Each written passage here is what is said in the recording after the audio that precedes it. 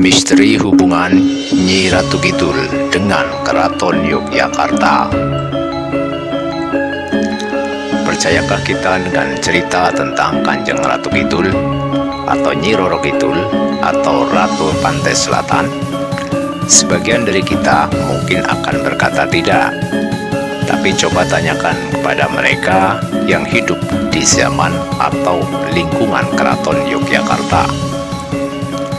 Mereka yakin dengan kebenaran cerita ini. Kebenaran akan cerita Kanjeng Ratu Kidul memang masih polemik. Tapi terlepas dari polemik tersebut, ada sebuah fenomena yang nyata, bahwa mitos Ratu Kidul memiliki relevansi dengan eksistensi Keraton Yogyakarta. Hubungan antara Kanjeng Ratu Kidul dengan Keraton Yogyakarta paling tidak tercantum dalam Babat Tanah Jawi. Hubungan seperti apa yang terjalin di antara keduanya? Y. Argo Twikromo dalam buku berjudul Ratu Kidul menyebutkan bahwa masyarakat adalah sebuah komunitas tradisi yang mementingkan keharmonisan, keselarasan, dan keseimbangan hidup. Karena hidup tidak terlepas dari lingkungan alam sekitar, maka memfungsikan dan memaknai lingkungan alam sangat penting dilakukan.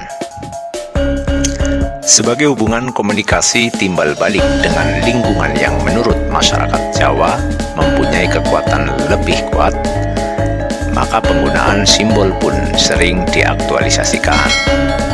Jika dihubungkan dengan makhluk halus, maka Javanisme mengenal penguasa makhluk halus seperti penguasa Gunung Merapi, penguasa Gunung Lawu, Kayangan, Delpin, dan Laut Selatan. Penguasa Laut Selatan inilah yang oleh orang Jawa disebut Kanjeng Ratu Kidul. Keempat penguasa tersebut mengitari Kesultanan Yogyakarta. Dan untuk mencapai keharmonisan, keselarasan, dan keseimbangan dalam masyarakat, maka raja harus mengadakan komunikasi dengan makhluk-makhluk halus tersebut. Menurut Twikromo, bagi Raja Jawa, berkomunikasi dengan Ratu Kidul adalah salah satu kekuatan batin dalam mengelola negara. Sebagai kekuatan tak kasat mata atau tak terlihat mata, Kanjeng Ratu Kidul harus dimintai restu dalam kegiatan sehari-hari untuk mendapatkan keselamatan dan ketentraman. Kepercayaan terhadap Ratu Kidul diaktualisasikan dengan baik pada kegiatan labuhan, misalnya sebuah upacara tradisional keraton yang dilaksanakan di tepi laut di selatan Yogyakarta yang diadakan tiap ulang tahun Sri Sultan Hamengkubuwono menurut perhitungan tahun Saka atau tahun Jawa. Upacara ini bertujuan untuk kesejahteraan Sultan dan masyarakat Yogyakarta. Kepercayaan terhadap Kanjeng Ratu Kidul juga diwujudkan lewat tari bedaya Lambang Sari dan bedaya Semang yang diselenggarakan untuk menghormati serta memperingati Sang Ratu. Bukti lainnya adalah didirikannya bangunan di Komplek Taman Sari atau istana di bawah air, sekitar 1 km sebelah barat Keraton Yogyakarta Hadiningrat, yang dinamai Sumur Gumuling. Tempat ini diyakini sebagai tempat pertemuan Sultan dengan Ratu Pantai Selatan, Kanjeng Ratu Kidul. Penghayatan mitos Kanjeng Ratu Kidul tidak hanya diyakini dan dilaksanakan oleh pihak keraton, tapi juga oleh masyarakat pada umumnya di wilayah kesultanan. Salah satu buktinya adalah adanya kepercayaan bahwa jika orang hilang di Pantai Parangtritis, maka orang tersebut hilang karena diambil oleh Sang Ratu.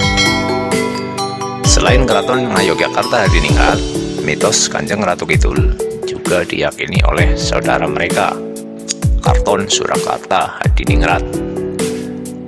Dalam Babat Tanah Jawi disebutkan bahwa Kanjeng Ratu Kidul pernah berjanji kepada Panembahan Senopati, penguasa pertama Kerajaan Mataram, untuk menjaga Kerajaan Mataram pada Sultan, keluarga kerajaan, dan masyarakat dari malapetaka.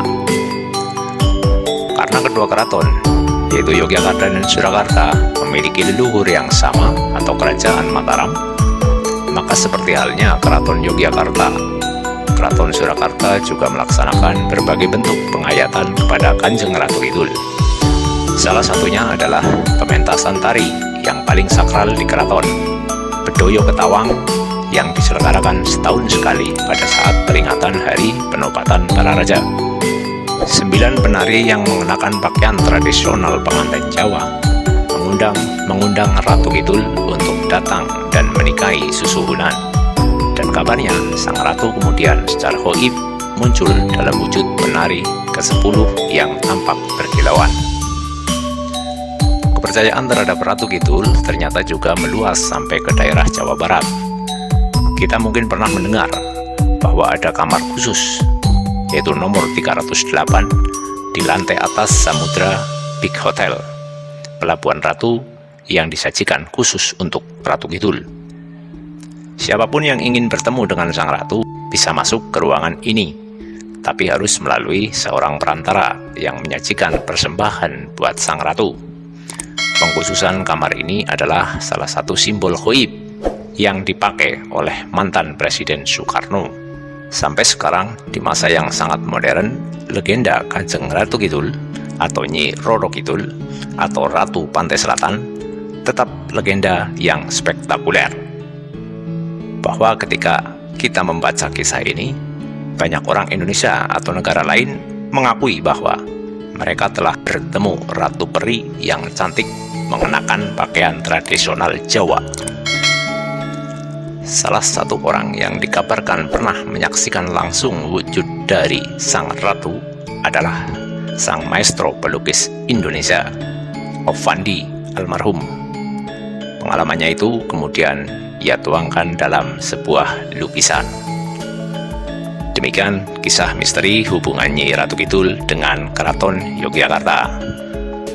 Bagi kalian yang menyukai video ini, silakan untuk di-like, subscribe bagi yang belum subscribe untuk kemajuan channel video kami. Terima kasih.